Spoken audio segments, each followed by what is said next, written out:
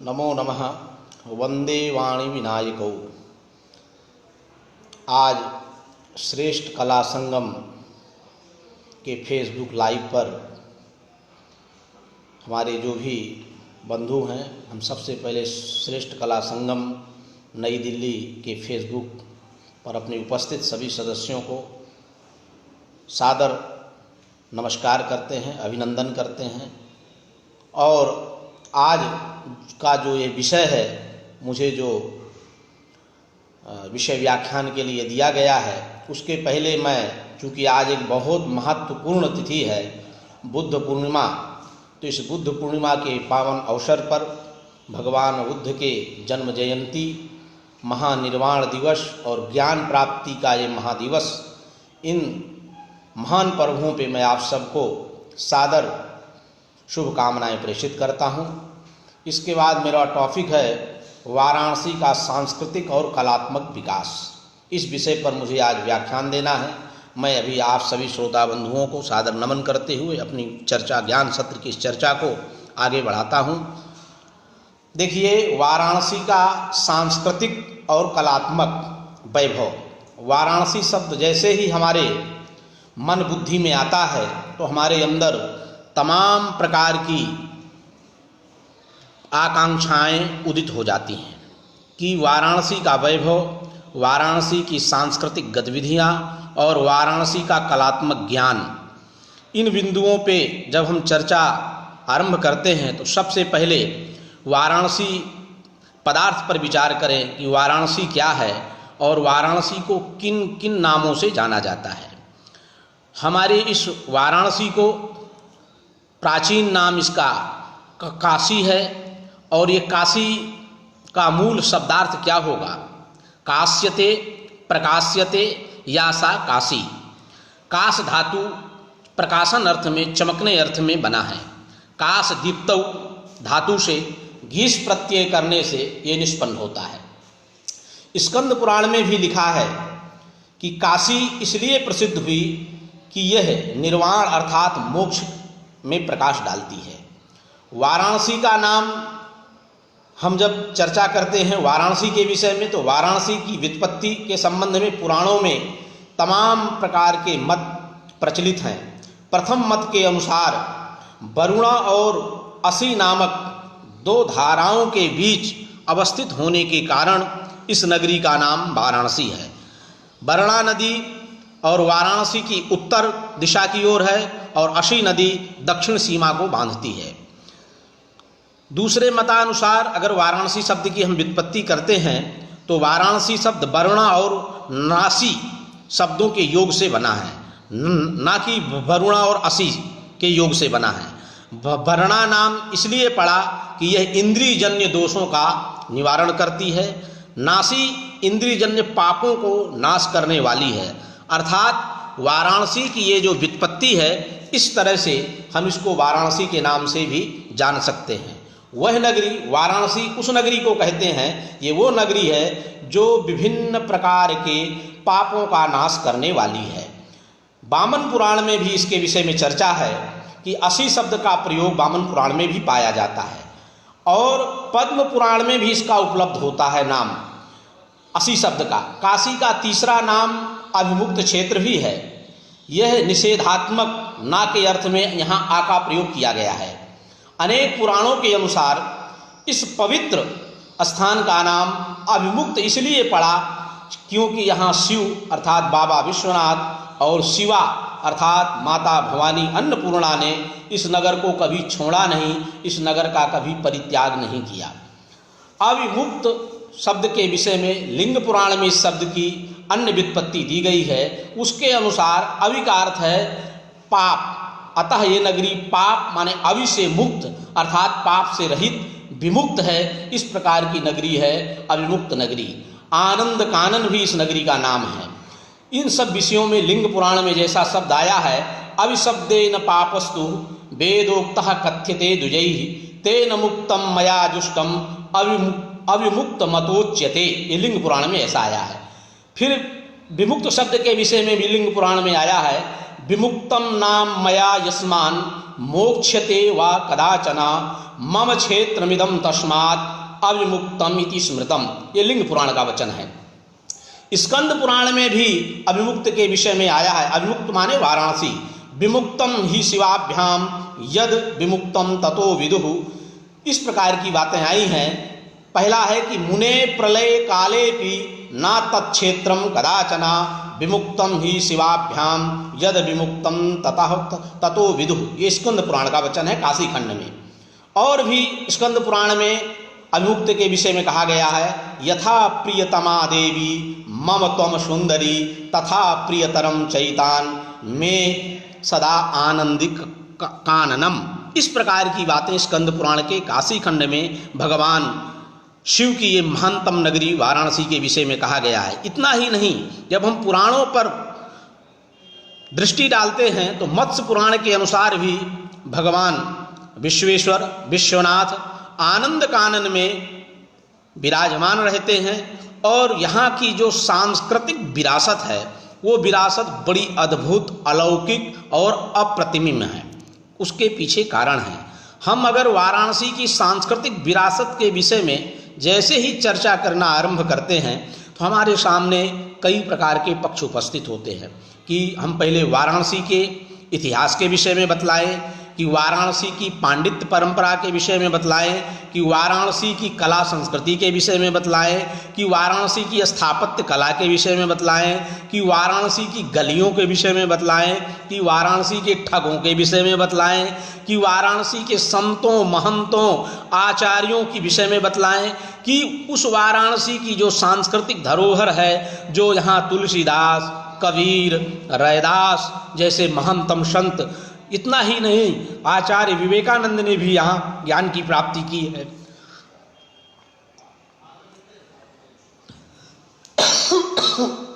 भगवत्पाद ने भी यहाँ अद्वैत ज्ञान को प्राप्त किया है। भगवान विश्वेश्वर शिव का साक्षात्कार किया है।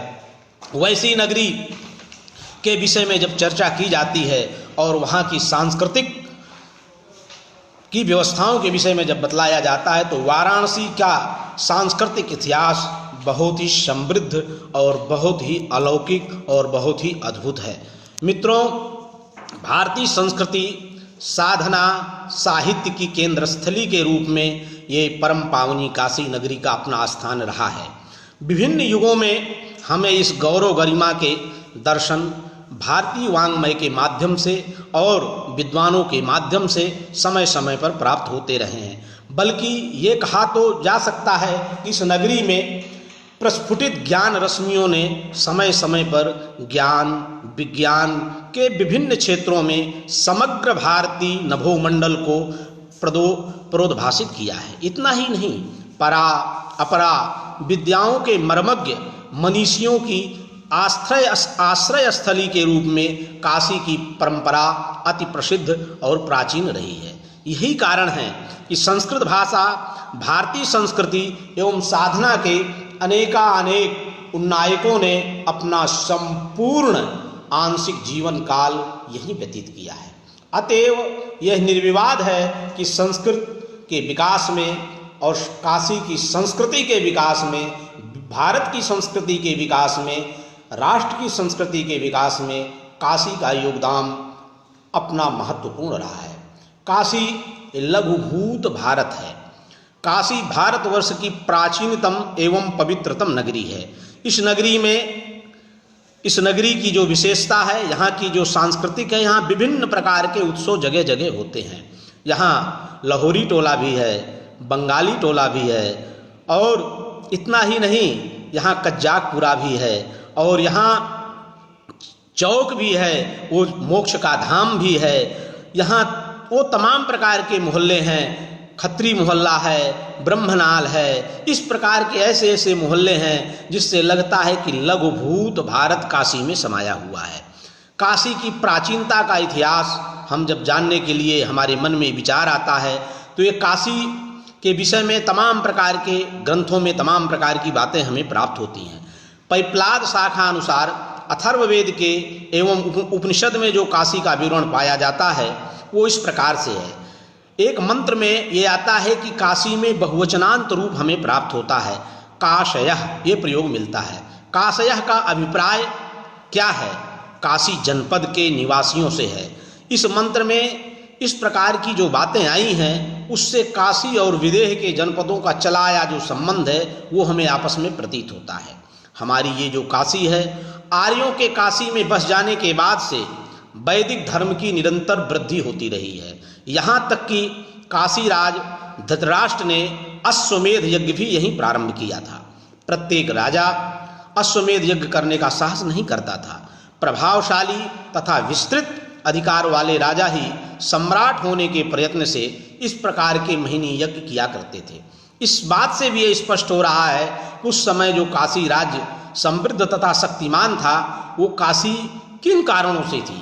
वैदिक धर्म सुप्रतिष्ठित हो गया था। शतपथ ब्राह्मण में तमाम प्रकार के इस तरह के निर्देश हमें प्राप्त होते हैं। एक मंत्र वहाँ का आता है, शतानीकः समन्तासु मेध्यम सत्राजितो हयम आदत्त यज्ञम काशीनाम भारत सत्वमितामिव।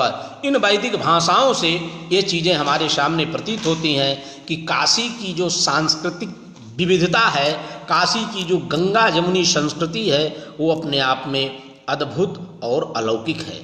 इतना ही नहीं, अग्निकर्म अग्निहोत्र अगर यहाँ करना लोगों ने छोड़ दे तो काशी में उन ब्राह्मणों के लोग कहते हैं कि उन ब्राह्मणों का दर्शन नहीं करना चाहिए। इस प्रकार की काशीवासी कहते हैं कि हमसे सोमपान छीन लिया गया, इसीलिए हम स्रौताग्नि धारण नहीं कर सकते हैं। इस प्रकार का शतपथ ब्राह्मण में एक मंत्र आता है। यहाँ का जो काश्य पद है वो काशी राज के लिए है तथा काशयः जो शब्द है वो काशी जनपद के निवासियों के लिए प्रयुक्त हुआ है।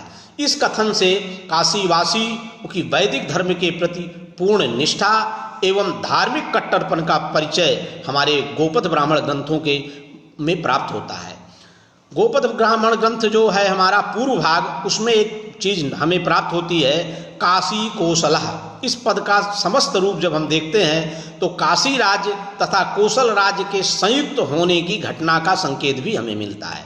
इसका मतलब है कि राजनीतिक स्थिति ईस्वी पूर्व द्वितीय शताब्दी में भी बनी रही होगी, क्योंकि हमारे महर्षि पतंजलि ने अपने व्याकरण महाभाष्य में काशी कोसलीयाः उदाहरण के रूप में प्रस्तुत किया है, जो चतुर्थ अध्याय के प्रथम पाद के 54वां सूत्र है कि वार्तिक पर महाभाष्यकार ने इस प्रकार की बात कही है।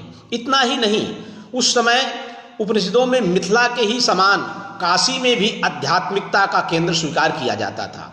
बृहदारण्यक उपनिषद में एवं कौशिक उपनिषद में ये उल्लेख मिलता है कि काशी के राजा अजात शत्रु के पास गार्गबली नामक विद्वान के रूप में जाने जाते थे। वो ब्रह्मज्ञानी भी होते थे।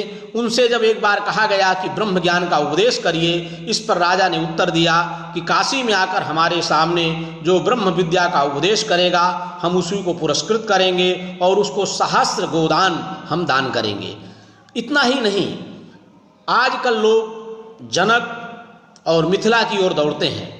हम तो इस बात को भी कह सकते हैं कि राजा का जो मूल कथन था वो इस प्रकार का था जो बृहदारण्यक उपनिषद में हमें प्राप्त होता है।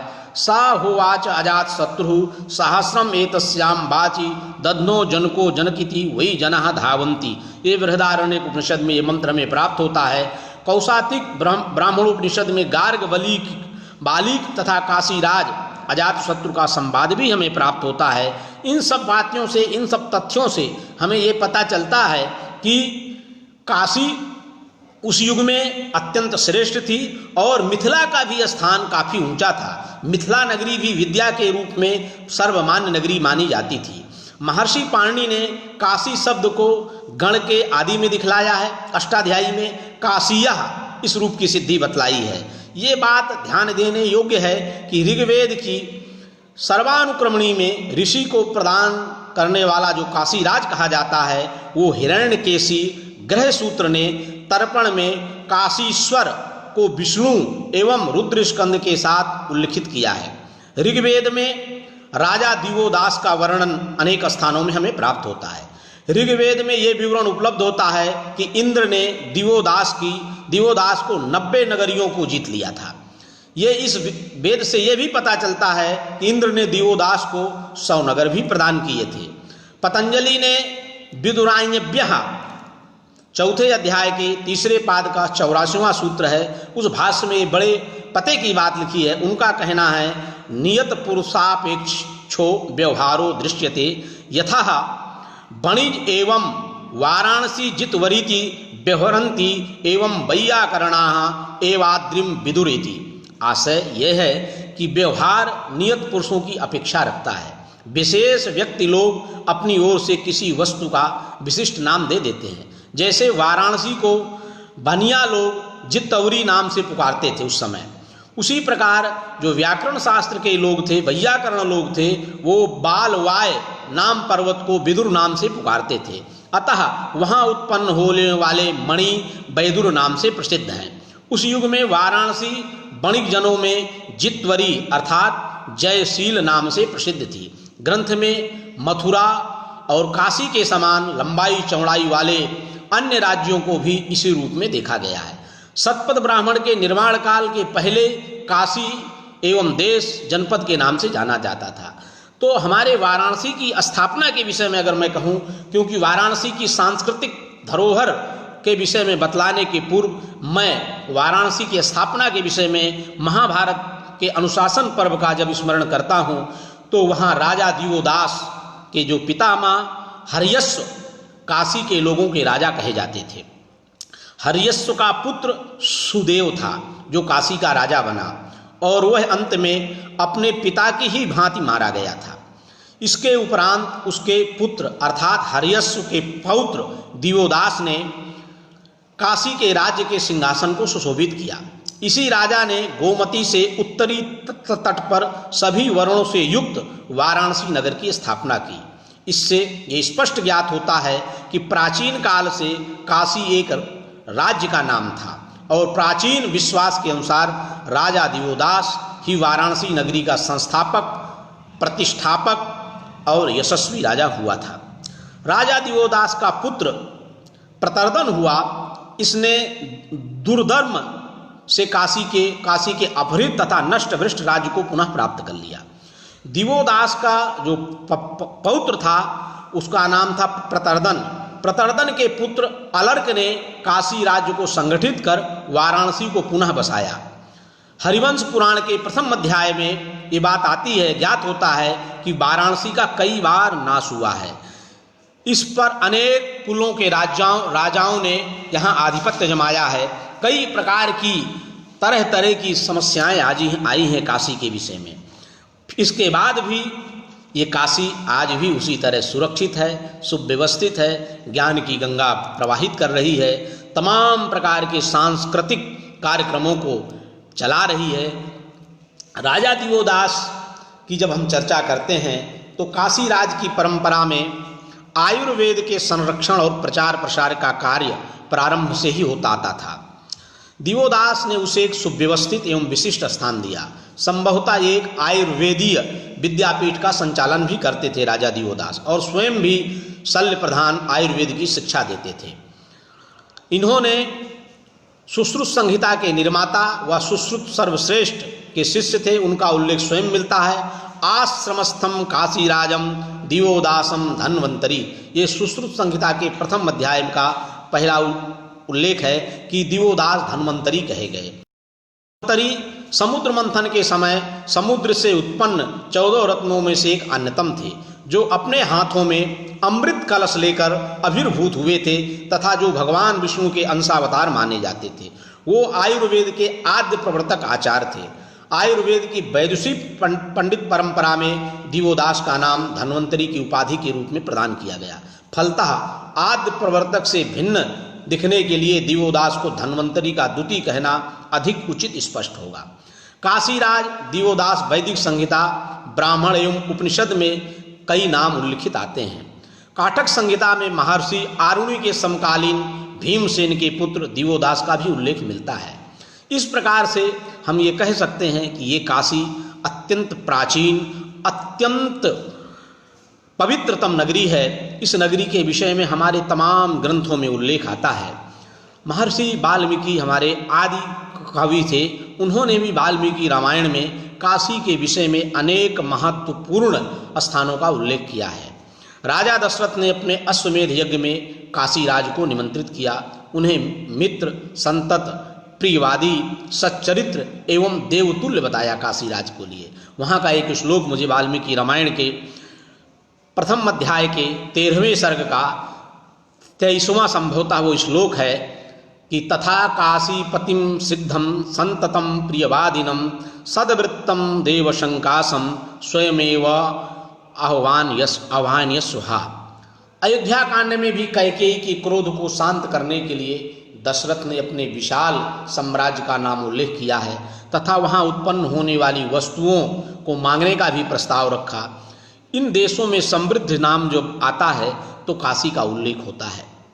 इस प्रकार से तमाम तरह के इस प्रकार के हमें प्राप्त होते हैं कि काशी प्रदर्दन का उल्लेख और अकुतो भय भी कहा गया है। काशी को कहा गया अकुतो भयः, इस प्रकार का भी नाम आया है काशी का। फलतः वाल्मीकि की दृष्टि से वाराणसी सुंदर प्रकार वाली तथा तोरण वाली नगरी तथा वहाँ का शासक प्रतर्दन अकुतो भय नरेश था। इस प्रकार की बातें हमें वाल्मीकि रामायण में प्राप्त होती हैं। तद भवान अद्य काशेय पुरीम वाराणसीम ब्रज रमणीयाम त्वया गुप्ताम सप्रकारम सुतोरणाम। इस प्रकार की सुतोरण जो काशी है, इस प्रकार की चीज़ें हमको प्राप्त होती हैं। महाभारत में भी काशी का वर्णन प्राप्त होता है कि भगवान व्यास ने भी काशी के विषय में तमाम प्रकार की चर्चाएं की हैं। ततो वाराणसीम गत्वा देवम अर्च्य बृहध्वज कपिला हृदयम अस्पृश्य राजसूय फलम लभेत। इस प्रकार से काशी के विषय में आया है कि कपिला हृद नामक तीर्थ बहुत बड़ा प्रसिद्ध तीर्थ है काशी का। आजकल यह तीर्थ कपिल धारा के नाम से विख्यात है और ये काशी नगरी के भीतर न होकर के पंचकोशी प्रदक्षिणा के अंदर ये कपिल स्थान आता है। महाभारत के युद्ध में काशी के राजा का उल्लेख काशीराज अथवा काश्य शब्दों से किया गया है, परंतु काशी का कौन सा राजा महाभारत युद्ध में लड़ने गया था, इसका नाम उल्लेख अभी तक हमें नहीं प्राप्त हो पाया है। महाभारत में जिस काशी के राजा का नाम पता आता है उसका काम पता नहीं चलता है, जिसके काम का पता चलता है उसके नाम का पता नहीं चल रहा है। इतना ही नहीं, जिस प्रकार काशी राज की 3 कन्याओं को अंबा, अंबिका और अंबालिका का भीष्म ने अपहरण किया था, उसके नाम का उल्लेख महाभारत में नहीं पाया जाता है। एक जनपद के रूप में काशी का उल्लेख महाभारत में अनेक स्थलों पे मिलता है। इसे अनेक प्रकार जीतने का संकेत महाभारत में मिलता है। महाराज पांडु, अर्जुन, सहदेव तथा श्री कृष्ण के द्वारा विभिन्न समयों में काशी मंडल के विजय का उल्लेख हमें प्राप्त होता है। बौद्ध ग्रंथों में भी काशी की महिमा की चर्चा की गई है, जैन ग्रंथों में भी काशी की महिमा की चर्चा की गई है। तो ये जो काशी है ये सांस्कृतिक राजधानी हमारे इसलिए कही जाती है, ये समस्त विश्व की सांस्कृतिक राजधानी है। अत्यंत प्राचीनतम ये जो शहर है काशी, इस काशी के विषय में तमाम तरह की बातें आई हैं। यहाँ सारनाथ जैन आगम ग्रंथों के सिंहपुर नाम से प्रख्यात है। यहाँ पर जैन धर्म के 11वें तीर्थंकर श्रेयंसनाथ ने जन्म ग्रहण किया था और अपने अहिंसा धर्म का प्रचुर प्रसार भारतवर्ष में किया था। सुपार्श्व तथा चंद्रप्रभा का भी जन्म काशी में हुआ था। पार्श्वनाथ की जन्मभूमि के स्थान पर निर्मित मंदिर आज भी काशी के भेलूपुरा मोहल्ले में महाराजा विजयनगरम के महल के पास स्थित है। जब तीर्थंकर महावीर की मृत्यु हुई तब काशी और कोसल के 18 संयुक्त राजाओं ने लिच्छवियों और मल्लकों के अन्य राजाओं के साथ दिवाली के लिए यहाँ प्रकाश किया था। बुद्ध के द्वारा भी काशी के समीप ही इसी पत्तन में धर्म चक्र प्रवर्तन से सिद्ध होता है कि बुद्ध के जन्म 563 ईस्वी पूर्व पहले ही काशी धर्म की नगरी एवं आध्यात्म का केंद्र बन चुकी थी। तो काशी के विषय में तमाम प्रकार की चर्चाएं आती हैं। राजपूत काल में भी राजपूत राजाओं द्वारा तथा मराठे राजाओं ने इस नगरी को बड़ा महत्व प्रदान किया। सुप्रसिद्ध महारानी अहिल्याबाई ने विश्वनाथ जी के भग्न मंदिर का पुनर्निर्माण किया। ग्वालियर के सिंधिया और नागपुर के भोसला राजाओं ने काशी में गंगा के तट पर अनेक मंदिरों तथा घाटों का निर्माण किया, जो आज भी उनकी कीर्ति का उद्घोष दिखाई देता है। अंग्रेजी राज्य में भी काशी का कुछ कम महत्व नहीं हुआ। तमाम प्रकार के लोग आए, काशी पर आक्रमण किए, लेकिन अंग्रेजों ने भी लॉर्ड कॉर्नवालिस के रूप में इस नगर में गवर्नमेंट संस्कृत कॉलेज की स्थापना हुई, जो आधुनिक काल में संस्कृत की सबसे पुरानी और प्राचीन संस्था है, जिसको हम संपूर्णानंद संस्कृत विश्वविद्यालय के नाम से जानते हैं। आज काशी धर्म का केंद्र नहीं है, बल्कि विद्या की स्थली भी है। यहाँ 3-3, 4-4 विश्वविद्यालय, अनेक डिग्री कॉलेज, सैकड़ों संस्कृत महाविद्यालय अबाध गति से संचालित होते हैं। काशी की जो परंपरा है, यहाँ भगवती माता अन्नपूर्णा, जो इस काशी की महारानी के रूप में जानी जाती है, वो साक्षात यहाँ विराजमान है। और भगवान विश्वनाथ उनसे स्वयं भिक्षा लेने आते हैं और भिक्षा ग्रहण करते हैं। वो कहते हैं, योगानंद करी, रिपुक्षय करी, धर्मार्थ निष्ठा करी, चंद्रार कानल भाष मान लहरी, त्रैलोक्य रक्षा करी, भिक्षाम देहि कृपावलंबन करी, माता अन्नपूर्णेश्वरी। हे माता अन्नपूर्णे, तुम मुझे भिक्षा दो और इस भिक्षा को लेकर के मैं संसार के जीवों को प्रदान करूं। इस प्रकार का जीता जागता ये शहर है, इसीलिए तो कहा गया है कि 7 वार 9 त्योहार। होते तो हमारे 7 वार हैं, लेकिन काशी में 9 त्योहार होते हैं। प्रत्येक दिन, प्रत्येक क्षण, प्रत्येक काल काशी को आनंद पर्व के रूप में जाना जाता है। काशी का महत्व हमारे वेदों में, हमारे ब्राह्मण ग्रंथों में, हमारे उपनिषदों में, तमाम प्रकार के धार्मिक स्तोत्र ग्रंथों में काशी की महिमा का जितना वर्णन किया गया है, संभवतः संसार के किसी भी नगर की इतनी महिमा कहीं नहीं की गई है। डॉक्टर काणे ने तो ठीक ही लिखा है, काशी का तत्व और महत्व ईसाइयों के रोम, मुसाइयों के यारूशलेम और मुसलमानों के मक्का से भी कहीं अधिक है। भगनी निवेदिता मिस मार्गरेट नोबल ने काशी की महिमा का प्रतिपादन करते हुए यहाँ तक लिखा है कि ये हिंदुओं के लिए कैंटरबरी ही नहीं बल्कि ऑक्सफोर्ड भी है। रोमन कैथोलिक संप्रदाय के अनुयायियों ने पोप पुरी वेटिकन का जो महत्व है, काशी की गरिमा उससे भी कहीं सहस्त्र गुनी, लक्ष गुनी अधिक है। इसी प्रकार काशी संसार की नगरियों में अत्यंत पवित्र, अत्यंत प्रसिद्ध तथा मोक्षदायिनी नगरी के रूप में इसको जाना जाता है। पुराणों में तो वाराणसी की महिमा प्रचुर परिमाण में पाई जाती है। प्रायः प्रत्येक पुराण में काशी की प्रशंसा अनेक श्लोकों में प्राप्त होती है। मत्स्य पुराण हो, वाराणसी मेरा सर्वोत्तम तीर्थ स्थल है, भगवान स्वयं कहते हैं। सभी प्राणियों के लिए ये मोक्ष का कारण नगरी है। ये तीर्थराज प्रयाग से भी महान है। ज्यों ही कोई व्यक्ति इस अभिमुक्त क्षेत्र काशी में प्रवेश करता है, त्यों ही उसके सहस्रों अतीत जीवनों में किए गए पाप स्वतः नष्ट हो जाते हैं। सहस्रों जीवन में मनुष्य को परम मोक्ष प्राप्त हो जाता है। पद्म पुराण के अनुसार यहाँ पापी 60 मोक्ष को प्राप्त कर लेते हैं। इस विश्व में बिना योग के मानव मोक्ष पा नहीं सकता है, किंतु अभिमुक्त क्षेत्र में निवास करने से योग और मोक्ष दोनों की प्राप्त होती है। दुष्ट प्रकृति के पुरुषों द्वारा जान अनजान में जो भी दुष्ट कर्म किए जाते हैं, सब यहाँ आते ही भस्म हो जाते हैं। काशी में निवास करने वाला म्लेच्छ भी अपने आप को भाग्यशाली मानता है, परंतु काशी में बाहर रहने वाला, चाहे वो यज्ञ करने वाला दीक्षित ब्राह्मण ही क्यों ना हो, मुक्ति प्राप्त नहीं कर सकता। इन विवरणों में काशी की महिमा का कुछ अनुमान तमाम प्रकार से किया गया है। पुराणों में अनेक प्रकार के हमें श्लोक प्राप्त होते हैं। काशी के महत्व के विषय में डिमडिम नाद करते हुए घोषणा करते हैं, काश्याम मरणान मुक्ति ही। इस प्रकार की मरने की मुक्ति प्राप्त होती है। इतना ही नहीं, कहा गया मरणम मंगलम यत्र, जहां मरना मंगल माना गया हो, मरणम मंगलम यत्र, ये चर्चा जब कहा जाती है कि जहां मरना मंगल माना, अन्य जगह मरना जो है अमंगल कहा गया है। और कौपीनम कौशेयम यत्र, कौपीन को कौशेय माना गया है। ऐसी काशी को सेवन तम काशी कम न सेवते, उस काशी को कौन नहीं सेवन करना चाहता है। क्यों?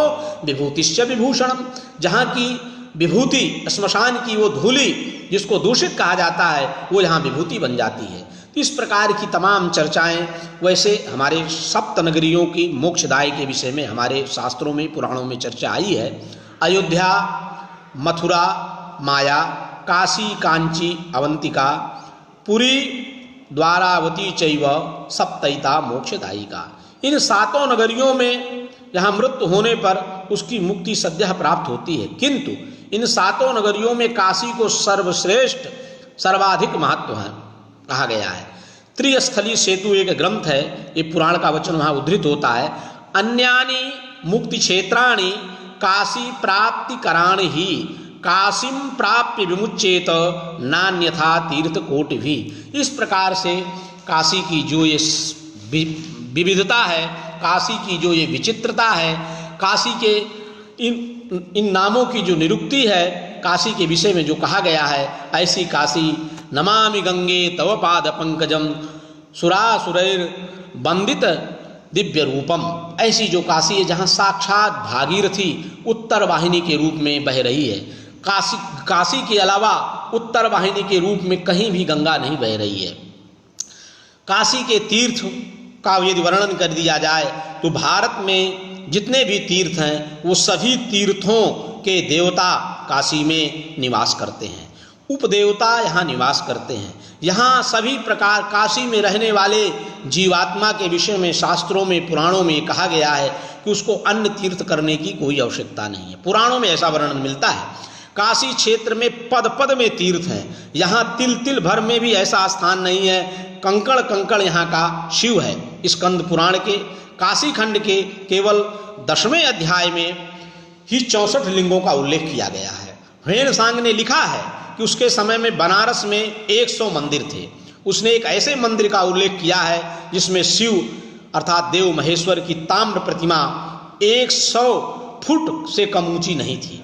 1194 ईस्वी में कुतुबुद्दीन ऐबक ने काशी के 1000 मंदिरों को तोड़कर जब नष्ट कर दिया था, अलाउद्दीन खिजली ने गर्व के साथ कहा था, उसने केवल बनारस में ही 1 सहस्र मंदिरों को नष्ट कर दिया, भूमिसात कर दिया था। इस तोड़ फोड़ में विश्वनाथ जी का भी मंदिर था। सन 1585 की ईस्वी में अकबर के राजस्व मंत्री राजा टोडरमल की सहायता से नारायण भट्ट ने विश्वनाथ जी के मंदिर को पुनः बनवाया था, किंतु ये मंदिर भी कुछ काल में पुनः नष्ट किया गया। काशी में प्राचीन विश्वेश्वर के मंदिर को तोड़कर औरंगजेब ने जब एक मस्जिद बनवाई जो आज भी स्थित है, उसने हजारों मंदिरों को नष्ट करने के साथ ही पंचगंगा घाट पर स्थित जो बिंदु माधव का मंदिर है उसको तोड़कर भी नष्ट कर दिया था। इसका परिणाम ये हुआ कि औरंगजेब का जो काल था लगभग 1659 ईस्वी से 1707 ईस्वी तक काशी में 20 मंदिरों को पाना कठिन था। परंतु इस काल के पश्चात जब हमारे मराठा राजाओं का तथा सरदारों ने अनेक मंदिर काशी में बनवाए और अंग्रेजों के शासन काल में बहुत मंदिरों का निर्माण हुआ। 1828 ईस्वी में जेम्स प्रिंसेप ने गणना कराई थी, जिससे पता चलता है कि काशी में उस समय 1000 मंदिर विद्यमान थे। शेरिंग ने लिखा है कि उसके समय में 1454 मंदिर स्थित थे। हाईवेल का कहना था कि उसकी गणना के अनुसार उस समय 1500 मंदिर काशी में केवल मौजूद थे। दीवारों में लगी हुई प्रतिमाएं अथवा मूर्तियां असंख्य थी। वाराणसी के रक्षक देवता कोई रूप में भगवान काल भैरव को यहाँ पूजा जाता है। इतना ही नहीं, काशी के विषय में तमाम तरह की चीज़ें हमारे सामने आती हैं। ये काशी की यात्रा, काशी के उपतीर्थ, काशी में जल तीर्थी यात्रा होती है 6 प्रकार की। मैं थोड़ा थोड़ा क्रम में चलूँगा क्योंकि समय की अल्पता है। और काशी के विषय में यदि बोलना चाहा जाए, काशी की सांस्कृतिक और काशी की कलात्मक वैभव के विषय में यदि बतलाने की इच्छा कोई कर सकता है तो बहुत काल अपेक्षित होगा। स्थाली पुलाकन न्याय न मैं कुछ परिचय कराते हुए अब मैं आगे बढ़ रहा हूँ। काशी के यात्रा क्रम की अगर चर्चा की जाए, तीर्थों के साथ यात्राओं का संबंध होता है। यात्रा का विधान दोनों प्रकार के मनुष्यों के लिए होता है। एक तो तीर्थ में बाहर से आने वाले यात्रियों के लिए होता है और दूसरा तीर्थ में निवासियों के लिए होता है। काशी में 2 यात्राएं प्रसिद्ध हैं, जल तीर्थ यात्रा, दूसरी है देवायतन यात्रा। स्कंद पुराण के अंतर्गत काशी खंड में इन यात्राओं का विशेष विवरण दिया गया है। काशी खंड में कहा गया है कि ऐसा कोई भी दिन नहीं होना चाहिए जिस दिन कोई यात्रा न की जाए। न बंध्यम दिवसम कुर्यात बिना यात्रम क्वचित कृति। क्या बात है। जल तीर्थी यात्रा 6 प्रकार की होती है, 1 से लेकर 6 तक। इनमें पंच तीर्थी यात्रा बड़ी पवित्र मानी जाती है। विशिष्ट यात्राओं में इनकी गणना होती है। कम से कम 1500 वर्षों से ये यात्राएं आज भी काशी में अनावरत चली आ रही हैं। हमारे तीर्थयात्रीगण, हमारे भक्तगण 80 घाट से ये यात्रा प्रारंभ करके दशाश्वमेध घाट तक, विशेषता अहिल्याबाई घाट तक स्नान करते हुए वाराणसी संगम जाना होता है। वहाँ 80 संगमेश्वर में स्नान करके फिर लौट करके पंचगंगा घाट पर, अंत में मणिकर्णिका घाट पर स्नान करने का विधान है। इन तीर्थों में स्नान करने के साथ साथ उस स्थान के देवायतनों के दर्शन पूजन की भी यात्रा होती है, उनका अर्चन पूजन किया जाता है। दूसरी यात्रा एक देवायतन यात्रा है। इसके अंतर्गत अधिक शिवायतनों की यात्रा होती है, अर्थात शिव मंदिरों की यात्रा होती है। नित्य यात्रा, एकायतन यात्रा, दुरायतन यात्रा, तिरायतन यात्रा, इस प्रकार से षडायतन यात्रा, अष्टायतन, तमाम लिंग पुराण, सनत कुमार संहिता, ब्रह्मवैवर्त पुराण में इनका उल्लेख है। अंतर्गृही यात्रा की बड़ी प्रसिद्धि है। काशी 3 खंडों में विभक्त है। मध्यम खंड का नाम विश्वेश्वर अर्थात विश्वनाथ खंड है। इसके दक्षिण में केदार खंड है और उत्तर में ओंकारेश्वर खंड है। इन तीनों खंडों में केदार खंड तथा विश्वेश्वर खंड की अंतर्गृही यात्रा आज भी हमारे भक्त, हमारे श्रद्धालु, हमारे विद्वान करते हैं और प्रत्येक के अंतर्गत आने वाले शिवलिंगों का परिचय, उनके स्थान का पर्याप्त रूप से सारी व्यवस्थाएं विद्वानों के द्वारा की जाती हैं। 12 ज्योतिर्लिंग यात्रा, काशी में इस प्रकार की तमाम यात्राओं का उल्लेख प्राप्त होता है। ये काशी अद्भुत और अलौकिक है। मैं आपसे बार बार कहा कि काशी की सांस्कृतिक जो विरासत है, यहाँ की पांडित्य परंपरा, यहाँ की विद्वत परंपरा, यहाँ की गुरुजनों की परंपरा, यहाँ का अलौकिक, ये सारी चीज़ें हमारी काशी की हैं। संस्कृति, चूँकि वाराणसी का सांस्कृतिक और कलात्मक वैभव की हम जब चर्चा करते हैं, जब सांस्कृतिक विषय पर हम चर्चा करते हैं, तो संस्कृति का संबंध मानव की अंतर्मुखी दशा से जुड़ा हुआ है। जिस कर्म अभाव से हमारे संस्कार सुंदर बनते हैं, जिससे कृति का सौंदर्य, दिव्यता और अधिक स्पष्ट होने लगती है, उसी को हम संस्कृति कहते हैं। वो संस्कृति है क्या? जो चेतना हमें ऊर्ध्वारोहित करती है, अर्थात ऊपर की ओर ले जाती है, वही संस्कृत का वैशिष्ट है। ऊर्ध्वारोहण की प्रेरित करने वाली चेतना का हर स्तर हर व्यक्ति में भिन्न भिन्न होता है। मानसिक संरचना में जो भी पुरुष अलग अलग रूप में देखे जाते हैं, कहीं कालुष्य होता है, कहीं पशुत्व होता है, उसको दूर करने के निमित्त उपाय हमारी संस्कृति में बतलाए गए हैं तथा इन संस्कारों से ही हमारी सांस्कृतिक चेतना का निर्माण होता है। ये चेतना ही हमारी संस्कृति है। सांस्कृतिक चेतना वैयक्तिक होते हुए भी एक अर्थ में सामूहिक है। मानव समूह की कुछ इच्छाएं होती हैं, अभिप्साएं होती हैं, उनका लक्ष्य पूरा करती हैं। जिस प्रकार से प्रत्येक मानव का जीवन के प्रति अपना एक निजी दृष्टिकोण होता है, वैसे ही प्रत्येक मानव समूह भी सहस्रों वर्षों के वैचारिक व व्यवहारिक आदान प्रदान के बाद भी जीवन मूल्यों के प्रति एक समान दृष्टिकोण बना लेता है। ये जीवन मूल्य अंतर्मुखी भी हो सकते हैं और बहिर्मुखी भी हो सकते हैं। इन मूल्यों से सत्य और असत्य को समझने की क्षमता हमें आ सकती है। इतना ही नहीं, आत्मसात करने की शक्ति भी हमें प्रदान करते हैं ये मूल्य। जिस प्रकार सत्य को आत्मसात करने के लिए व्यक्ति तथा समाज के कुछ विशेष संकल्प होते हैं, वैसे इस संदर्भ में किए जाने वाले चिंतन, मनन और दर्शन भी अपना एक वैशिष्ट होता है और उसका लक्ष्य होता है वास्तविक आनंद की उपलब्धि। इस आनंद को प्राप्त करने के लिए समानदर्शी व्यक्ति तरह तरह की परिकल्पना करते हैं। इतना ही नहीं, जब हमारे सामने इस प्रकार की स्थिति उत्पन्न होती है, जब व्यक्ति स्वयं तथा स्वयं के समाज की समृद्धि के बारे में सोचता है, तो वैसे तो जीवन की समग्रता के प्रति हर व्यक्ति अपना एक पृथक दृष्टिकोण रखता है। फिर भी व्यक्ति जब समूह के स्तर पर सोचता है तो समग्रता के प्रति जो चिंतन जो उसे प्राप्त होता है, इतना ही नहीं, सामूहिक जीवन का जो दृष्टिकोण समग्रता के प्रति है, उससे कुछ समानताएं उभर कर सामने आती हैं। वो समानताएं कई तरह की हो सकती हैं। वैयक्तिक स्तर पर जहां मानव स्वयं को संस्कारवान, सुसंस्कृत बनाने के लिए सदैव प्रयत्नशील रहता है, वहीं सामूहिक स्तर पर यह स्थिति सामूहिक चेतना का भी संस्कारवान कैसे बनाया जाए, इसके लिए भी एक निश्चित विधि निर्धारित की जाती है। वो व्यवस्थाएं हमारे काशी में जगह जगह पाई जाती हैं। हमारे काशी के तमाम मठ, तमाम मंदिर, तमाम संस्थाएं इस प्रकार की संरचनाओं में सदा अपना अभूतपूर्व अलौकिक योगदान करती हैं। तमाम ऐसी काशी की संस्थाएं हैं जो संस्कारशालाएं चलाती हैं, जो बच्चों के उपनयन संस्कार से लेकर के निःशुल्क विवाह संस्कार से लेकर के तमाम प्रकार के संस्कार संपन्न कराती हैं।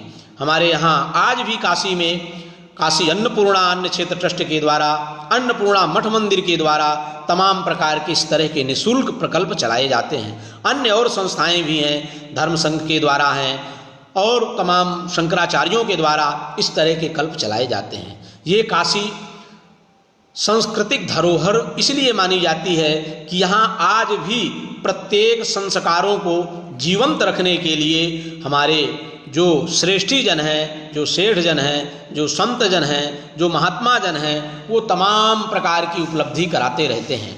इससे यह ज्ञात होता है कि हमारी काशी अनेक प्रकार के व्यवस्थाओं को संचालित करने में समर्थ है।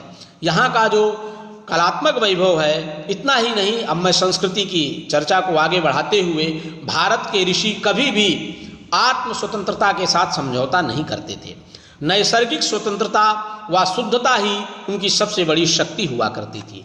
भारतीय ऋषि ने साधना के क्षणों में जो कुछ भी ज्ञान के रूप में प्राप्त किया, जो कुछ भी उसे अतिमानस में प्रवेश करके उपलब्ध हुआ, चाहे वो ध्वनि के माध्यम से हो, चाहे शब्दों के माध्यम से हो, चाहे आकृति के माध्यम से हो, चाहे प्रतीकों के माध्यम से हो, अथवा जीवन दर्शन के माध्यम से हो, उसकी घोषणा तो उन्होंने सार्वजनिक रूप से की, लेकिन ये कभी नहीं कहा कि आप उसी मार्ग पर चलिए। अंत में उन्होंने यही कहा, अनेक मार्ग हैं, उनमें से कोई एक मार्ग चुन लो। तुम अपना कोई भी नया मार्ग खोज सकते हो। भारतीय ऋषि, भारतीय मनीषा, प्रत्येक ऋषि, प्रत्येक संत और प्रत्येक बड़े बड़े जो हमारे साधक थे, उन सब लोगों ने काशी में आकर के प्रतीक रूप में अपने स्थानों को यहाँ बनाया। प्रत्येक राज्यों के यहाँ प्रतीक रूप में मोहल्ले हैं, प्रत्येक राज्यों के यहाँ उत्सव होते हैं। भारतीय संस्कृति का यदि वास्तविक मूल स्वरूप देखा जाए, भारतीय संस्कृति का यदि वास्तविक मूल स्वरूप देखा जाए तो वो काशी में प्राप्त होता है। हमारी काशी की अद्भुतता, हमारी काशी की अलौकिकता और हमारी काशी के सांस्कृतिक जो पर्व हैं, हमारे जो काशी के महत्व हैं, उनकी चर्चा हमारे अनेक ग्रंथों में जगह जगह पाई जाती है। इतना ही नहीं, काशी का इतिहास इस बात का साक्षी है कि काशी में गंगा जो है वो अभिन्न है और इस गंगा के आसपास का जो क्षेत्र है वो क्षेत्र भी अपने आप में अद्भुत और अलौकिक है। इतना ही नहीं, काशी के प्रत्येक जो घाट हैं, प्रत्येक घाट की अलग अलग स्थिति है और काशीपुरी के जन्मारंभ में से ही धार्मिक विशेषताएं और उनके बंटवारे की स्थिति यहाँ पहले तमाम प्रकार की पाई जाती थी। लेकिन मत्स्य पुराण की कथा के अनुसार इसका विवरण हमें प्राप्त होता है कि काशी अखंड भक्ति के कारण काशी में अस्थायी रूप से रहने का जो वरदान प्राप्त हुआ, भगवान शिव ने की पूजा के प्रचार प्रसार, यक्ष पूजा का बहिष्कार किया गया था। ये कहानी बड़ी सुंदर ढंग से यह बताती है कि जिस प्रकार यक्ष की पूजा पुरानी है, उसी तरह शिव की पूजा भी नई ढंग से यहाँ जरूर है, लेकिन शिव पूजा भी यहाँ बड़ी पुरानी है। इस प्रकार से तमाम इन बातों से ये निश्चित होता है कि काशी की जो सांस्कृतिक स्थितियाँ हैं, काशी की जो अद्भुत पुरानी स्थितियां हैं, उन स्थितियों को देख करके काशी का अद्भुतता और काशी की अलौकिकता, काशी के जो सांस्कृतिक केंद्र हैं, शहर के घाट, मंदिर, यात्रा और उत्सव, इस बात में संदेह नहीं है कि 18वीं सदी के मध्य में बनारस शहर की उन्नति का बहुत कुछ श्रेय मराठा लोगों को जाता है। 1735 ईस्वी के बाद पेशवाओं की सहायता से बनारस में बहुत पक्के घाट, ब्रह्मपुरियाँ बनाई गई। यहाँ की जो गलियाँ हैं, प्रत्येक गली का अपना एक अलग महत्व है। प्रत्येक गली, प्रत्येक मंदिर यहाँ की कुछ न कुछ हमारी उस स्थापत्य कला को बोधित कराते हैं, हमारी उस सांस्कृतिकता को बोध कराते हैं। शहर में पक्के घरों की संख्या उस समय बहुत कम हुआ करती थी। मुझे लग रहा है बहुत 11,325 के आसपास इतिहासकारों के द्वारा उल्लेख किया गया है। शहर में बगीचे और 74 सिकरौल, शहर में शिवालयों की संख्या, इस तरह से तमाम चीज़ें शहर में बहुत ढंग से पाई जाती थी। ये शहर सर्व विद्या की राजधानी के रूप में जाना जाता था। इस शहर के विषय में हम इतना ही कह सकते हैं कि यहाँ की जो बनारस के जो त्यौहार हैं, यहाँ के 7 वार 9 त्यौहार, जैसा मैंने आपको बतलाया था, अपनी इस प्रवृत्ति को चरितार्थ करने के लिए बनारसियों ने अनेक तरह के त्योहारों की कल्पना की है। वो लोग क्या कहते हैं, बहुत सी छुट्टियाँ मनाने के लिए बनारस वालों को नकारा कहा जाता है। उन्होंने इनमें अधिकतर त्योहारों की भिन्न भिन्न देवताओं के साथ जोड़ दिया जाता है। आर्थिक और सामाजिक परिस्थितियों के कारण बनारसियों के जीवन में परिवर्तन होता चला आया। क्या है वो परिवर्तन? फिर जिस प्रेम से छुट्टियां और त्यौहार बनारस में मनाए जाते हैं, वैसे भारत में किसी और दूसरी जगह नहीं मनाए जाते हैं। बनारसियों के त्योहारों का रंग भी कभी महसूस नहीं होता है। अपने थोड़े से पैसे में ही लोग हंस खेल कर यहाँ त्यौहार मना लेते हैं। बनारस के त्योहारों का इतिहास पर अभी अधिक प्रकाश नहीं पड़ा है। इसमें संदेह नहीं है कि बहुत सारे त्यौहार यहाँ जैसे विजयादशमी रूप होता है, इन मेलों तमाशों का संबंध हम यक्ष पूजा, वृक्ष पूजा, देवी पूजा, कूप, नदी पूजा तथा पौराणिक देवी देवताओं से इनको जोड़ देते हैं। इन त्योहारों की एक सूची अगर हम बना करके दें तो बहुत बड़ी सूची तैयार हो जाएगी। इतना ही नहीं, बनारस में हिंदू और मुसलमानों के सब त्यौहार और मेले एक दूसरे के साथ जोड़ दिए जाते हैं और एक दूसरे के साथ वो लोग सहमत होते हैं। इसीलिए यहाँ की संस्कृति गंगा जमुनी संस्कृति के रूप में मानी जाती है। जब चैत्र का मेला शुक्ल पक्ष में 9 दिनों का दुर्गा कुंड में लगता है, इसके बाद नवरात्र प्रारंभ हो जाती है। हमारे भक्तगण 9 दुर्गाओं का दर्शन करते हैं, वो केवल काशी में ही पाया जाता है। इसके बाद एक मेला होता है गणगौर, चैत्र शुक्ल की तृतीया को ये मेला राज मंदिर में लगता है। तब बनारस के मारवाड़ी वहाँ सवारी निकालते हैं। ये स्पष्ट है कि बनारस में ये मेला यहाँ काफ़ी संख्या में मारवाड़ियों के द्वारा प्रारंभ हुआ है। रामनवमी का मेला चैत्र शुक्ल नवमी को राम घाट पे लगता है। लोग गंगा नहाकर मंदिर जाते हैं। गंगा सप्तमी गंगा नदी में जन्म के उपलक्ष्य के रूप में इसको मनाया जाता है। इतना ही नहीं, तमाम तरह के हमारे यहाँ जो त्यौहार होते हैं, चाहे नरसिंह 1400 अभी कल निकली है, गाजी मियाँ का मेला हो जो ज्येष्ठ के पहले रविवार को मेला ये बकरिया कुंड पर होता है, जैसा हम पहले से कहते आए हैं। ये मेला सालार मासूद की शहादत मनाने के लिए लगता है। ये मुसलमानी मेला काफ़ी प्राचीन है। इसे रोकने का प्रयत्न सिकंदर लोधी ने किया था, पर वो नहीं रहा। कुछ दिन पहले इस तरह मेले में मुसलमान, छोटी कौम के हिंदू भी भाग लेते थे। गंगा दशहरा ज्येष्ठ शुक्ल दशमी को यहाँ लगता है। उस दिन गंगा स्नान करके लोग दान करते हैं और जल मार्ग से व्यापारी मंगल कामना करते हैं। निर्जला एकादशी काशी में बड़ी भव्य रूप से मनाई जाती है।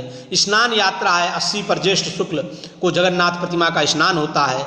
रथ यात्रा भी यहाँ काशी में जो है जगन्नाथ जी की रथ खींच करके मनाया जाता है। पट परीक्षा आषाढ़ शुक्ल की गुरु पूर्णिमा के दिन चौका घाट में पट परीक्षा का मेला लगता है। पहले शहर के ज्योतिषी इस दिन संध्या को घाट के किनारे इकट्ठा होकर के हवा के रुख की परीक्षा करके फसल, बरसात इत्यादि के विषय में अपनी भविष्यवाणी किया करते थे। शंकुधारा में पर्व के दिन शंकुधारा के तालाब में लोग नहाते थे। 19वीं सदी में बनारस के रईस चंपत राय अमीन के बाग में इकट्ठा होकर नाचते थे। वृद्ध काल का मेला, दुर्गा जी का मेला, फतमान का मेला श्रवण के हर बृहस्पतिवार को लगता है। बनारस की वार वनिताएं पहले खूब सज धज कर इन मेलाओं में आती थी। नाग पंचमी श्रावण शुक्ल पंचमी का ये मेला नाग कुआं पर लगता है। नाग कुआं करकोटक नाग तीर्थ के रूप में पुकारा जाता है। उस दिन लोग नाग कुआं में स्नान। काशी की जो हमारी परंपरा रही है, यहाँ नाग कुआं पर शास्त्रार्थ की परंपरा रही है। नाग पंचमी के दिन महर्षि पतंजलि कि ये पावन जन्मस्थली के रूप में इसको जाना जाता है और ये मान्यता है कि महर्षि पतंजलि ने यहाँ व्याकरण महाभाष्य की रचना की और उसी दिन से यहाँ काशी के पंडितों की शास्त्रार्थ की परंपरा अवच्छिन्न काल से चली आ रही है। बीच में कुछ विच्छेद हुआ तो हमारे काशी विद्वत परिषद के अध्यक्ष महामहोपाध्याय अनेक पुरस्कारों से पुरस्कृत आधुनिक पाणिनि की उपाधि से प्राप्त पूज्य गुरुदेव आचार्य रामयत्र शुक्ल जी ने 1995 में एक नागकूप शास्त्रार्थ समिति की स्थापना की और वो समिति आज भी अनावरत शास्त्रार्थ महासभा का आयोजन नाग पंचमी में वार्षिक महोत्सव के रूप में मनाती है और प्रत्येक महीने की शुक्ल पक्ष की त्रयोदशी को तत्त मठों में, संस्कृत विद्यालयों में, संस्कृत संकायों में शास्त्रार्थ सभाएं आयोजित कराती है और नाग पंचमी के दिन देश के सुप्रतिष्ठित यशस्वी विद्वान जो अपने ग्रंथों पे जिनका योगदान है उन 5 विद्वानों को सम्मानित करती है, सम्मान पत्र देती है। और तमाम उस महासभा में काशी के प्रतिष्ठित संत, महंत, अन्नपूर्णा मंदिर के महंत, हमारे स्वामी अवमुक्तेश्वरानंद जी महाराज, तमाम संतों के द्वारा आशीर्वाद और सहयोग से ये संस्था आज भी काशी की शास्त्रार्थ परंपरा को जीवंत रखे हुए है। तो कजरी का तीज, भादोबदी की तीज को शंकुधारा में इस गंगी पर ये मनाया जाता है। ढेला चौथ, लोलारक छठ 80 के पास लोलारक कुंड है, वहाँ मनाया जाता है। बामन द्वादशी, भादो सुदी की द्वादशी को ये मेला चित्रकूट वरुणा संगम पर लगता है। चित्रकूट माने वरुणा संगम का जो एरिया है। सुरैया का मेला हमारे यहाँ लगता है, जो लक्ष्मी की मूर्तियाँ देखने के लिए लोग जाते हैं, लक्ष्मी कुंड पर है वो। अनंत चौदस, भादो सुदी को लोग गंगा स्नान करके अनंत की पूजा करते हैं। रामलीला कुंवारवदी से लेकर के कुंवार सुदी तक बनारस में अनेक रामलीलाएं होती हैं, जिसमें रामनगर की रामलीला विश्व प्रसिद्ध है। एकादशी को नाट्य इमली पर विश्व का अनूठा नाटक हम सबके सामने अकल्पिक लीला भरत मिलाप होता है, जो लाखों की संख्या में लोग वहाँ उपस्थित होते हैं। दुर्गा मेला, धनतेरस जो कार्तिक बदी की त्रयोदशी धनतेरस से आरंभ होती है, उसी दिन से काशी अन्नपूर्णा मंदिर में जो सुवर्णमय अन्नपूर्णा है उनके दर्शन की परंपरा प्रारंभ होती है। और धन त्रयोदशी के दिन वो माता का कपाट खोला जाता है और धन धान की समृद्धि के लिए लोग लाखों की संख्या में लाइन लगा करके महंत जी के हाथों से वो जो है खजाने का सिक्का प्राप्त करते हैं और अपने आप को अद्भुत मानते हैं। इसके बाद वो लगातार 4 दिन का क्रम 5 दिन का चलता है। फिर नरक चौदस हमारे जो भदैनी मोहल्ले और मीर घाट में धनतेरस के दूसरे दिन हनुमान जी की जन्म तिथि पे लगता है ये मेला। दीपावली, यम द्वितीया, कार्तिक पूर्णिमा, इस तरह से प्रत्येक मेले काशी में इतनी भली भांति से सजाए जाते हैं, इतनी ढंग से किए जाते हैं कि उनकी महिमा का वर्णन करना ही बड़ा कठिन हो जाता है। तो हमारे कहने का तात्पर्य यह है कि ये जो इस प्रकार के मेले हैं, पंचकोशी मेला हो, लोटा भंटा मेला हो, नगर प्रदक्षिणा मेला हो, गणेश चौथ हो, महाशिवरात्रि हो, महाशिवरात्रि में भगवान शिव की यात्रा निकलती है और देखने जैसा होता है। वो बाबा का अद्भुत श्रृंगार, अद्भुत वो महिमा यहाँ देखने को मिलती है। होली का त्यौहार जो हमारे काशी में मनाया जाता है, धुरड़ी वाले दिन शहर में खूब ढंग से होता है और गाली गलौज करते हुए टोलियां बनाकर लोग घूमते हैं दिन। लेकिन काशी में ही ऐसा है कि दिन में 12 बजे तक मनाया जाता है। इसके बाद लोग 64 देवी का दर्शन करते हैं। उस दिन 64 देवी के दर्शन करने का बड़ा ही महत्व है। सहनाइयाँ और होलियाँ गाते हुए लोग, वो कवि सम्मेलन हुआ करता था जब काशी में चकाचक जैसे महाकवि हुए, जो दूरदर्शी कवि थे, वो अपनी इस वाराणसी और पूर्वांचली की भाषा में जो बातें बोलते थे, आज चकाचक की उन कविताओं को देखा जाए तो लगता है वो कितना बड़ा भविष्य दृष्टा था। वो जो कहा आज वो हमारे सामने चीज़ें आ रही हैं। बुढ़वा मंगल होली के दूसरे मंगल के करीब 30 साल पहले तक बड़े बजड़ों में मनाया जाता था, फिर धीरे धीरे इस तरह तमाम हो गया। उलूक महोत्सव, इस तरह के तमाम उत्सव महोत्सव से भरा हुआ ये काशी, यही काशी सांस्कृतिक, काशी का वैभव है, यही काशी का सांस्कृतिक विरासत है। काशी की कलात्मकता और काशी का जो वैभव है, यहाँ के पंडित, यहाँ के विद्वान, यहाँ के कलावादक, यहाँ के रंगमंचक, यहाँ के वो लोग प्रसिद्ध हुए, चाहे बिस्मिल्ला खां हो, चाहे हमारे जो राजन साजन हो, और हमारे यहाँ के ऋषियों के तुल्य माना गया यहाँ के कलात्मक विद्वानों को। यहाँ की कला, यहाँ की संस्कृति पूरे विश्व में धरोहर के रूप में संजोई जाती है। यहाँ की कला का ज्ञान, यहाँ की सांस्कृतिक का ज्ञान, यहाँ की जो विविधताओं से भरा हुआ ये काशी है, ये काशी जो है वो पुंज ज्ञान को भगवान विश्वनाथ की नगरी होने के कारण इसको ये प्राप्त है। तभी तो भगवान विश्वनाथ माता भवानी अन्नपूर्णा से कहते हैं कि तुम ज्ञान की दात्री हो, अन्नपूर्णे सदा पूर्णे शंकर प्राण वल्लभे ज्ञान वैराग्य सिद्ध्यर्थम भिक्षाम देहि च पार्वती। यहाँ ज्ञान और वैराग्य के लिए लोग निवास करते हैं, इसीलिए तो यहाँ लोग अल्पतोषी भी होते हैं। चना चबैना गंग जल जो पुरवे करतार, काशी कबहू न छाड़िए विश्वनाथ दरबार। इस प्रकार के त्यागी लोग भी यहाँ काशी में निवास करते हैं। अपनी अपनी दृष्टि होती है, अपनी अपनी विचार शक्ति होती है, अपनी अपनी चिंतन शक्ति होती है। उस चिंतन धारा से हम काशी को समझ सकते हैं, काशी का मनन कर सकते हैं। काशी का नाम जब भी हमारे विद्वानों के बीच में, हमारे पंडितों के बीच में, हमारे हिंदुओं के बीच में जब ये आती है काशी, हमारे भारतवासियों के निवासियों के मध्य में जब काशी की चर्चा आती है तो उनकी आत्मा में एक अलग प्रकार का आनंद का अनुभव होता है। क्यों? ये सर्व विद्या की राजधानी है। काशी में वो सारे सांस्कृतिक धरोहर विराजमान हैं जो भारत में अन्य जगह कहीं नहीं पाए जाते हैं। इस प्रकार की सांस्कृतिक धरोहर की विरासत से परिपूर्ण भगवान की नगरी काशी, तभी तो भगवान भोलेनाथ ये भी कहते हैं, हे माँ अन्नपूर्णा, मैं तो यहाँ जीवित में भरण पोषण करने के लिए ये दायित्व तुम्हारा है। जीवते अन्नदातृत्वम मरणे मोक्षम ददाम्यहम। जीवन काल में तुम इनको अन्नदातृत्व बनो, अन्नदात्री बनो, इनका अन्न से इनको परिपूर्ण करो। कोई भी व्यक्ति भूखा नंगा ना रहे। बाकी मरने के बाद जब वो मरिकड़िका घाट पे आएगा, महाश्मशान पे आएगा, तो मैं तारक मंत्र के द्वारा रांग रामाय नमः इस महामंत्र के उपदेश के माध्यम से मैं उसको मोक्ष प्रदान करूंगा, जो प्रत्येक जीव का परम पुरुषार्थ कहा गया है। प्रत्येक प्राणी परम पुरुषार्थ की प्राप्ति करना चाहता है और वो परम पुरुषार्थ हो सकता है साधना से, आराधना से, उपासना से, ज्ञान के माध्यम से। वो मनीषी, वो ऋषि, वो विद्वान, वो आचार्य, वो उपासक प्राप्त कर सकते हैं, किंतु अपामर, चंडाल, पशु पक्षी, पतंग, कीट, इन सबको भी काशी ही ऐसी नगरी है कि मोक्ष प्रदान करती है। जस्य क्वापि गतिर्नास्ति तस्य वाराणस्याम गति ही।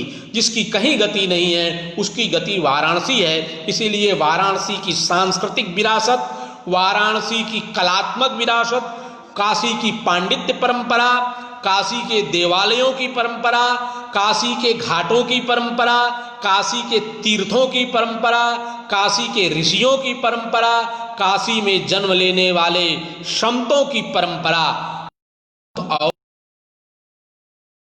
ऐसी परम पवित्र भूमि काशी को हम लोग नमस्कार करते हैं। और मैं पुनः आप सबको श्रेष्ठ कला संगम नई दिल्ली के द्वारा ये जो मुझे ज्ञान चर्चा सत्र में आज बुलाया गया और उनके फेसबुक पेज पर ये ज्ञान चर्चा सत्र का आरंभ जो आज मेरे द्वारा मुझे उसमें सहभागिता प्रदान करने के लिए कहा गया और मुझे सहभागी होने का, ज्ञान चर्चा करने का अवसर आप सबके साथ स्थापित करने का अवसर मुझे प्राप्त हुआ, उसके लिए मैं श्रेष्ठ कला संगम नई दिल्ली के सभी पदाधिकारियों को, सभी बंधुओं को साधुवाद देता हूं। और हमारे इस फेसबुक लाइव में जो हमारे श्रोतागण, जो हमारे बंधु बांधव, जो हमारे आचार्य, जो हमारे विद्वान, संत, महंत, जो लोग भी आज इस मेरे इस व्याख्यान सत्र के में अपनी सहभागिता हासिल किए हैं, मैं उन सबको